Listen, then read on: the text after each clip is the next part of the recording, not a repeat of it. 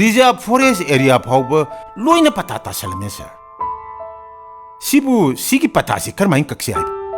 Moigi missing na sam hengalak pasini Kuigi labuk thiri se. Mito khandola maram da halan kibanatana.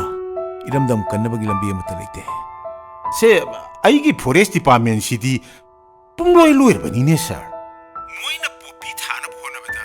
Umang wamang punamak loina koktho bani ne sir. Sa usik sing leibam leitre.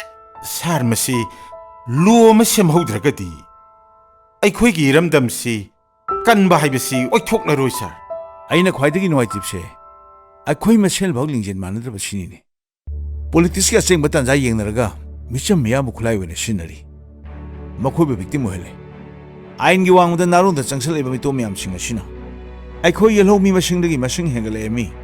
Si phawda mi top tan thokhi si haibadi yaning driba MLA mi singa se. Masini aina khwaidagi pendris.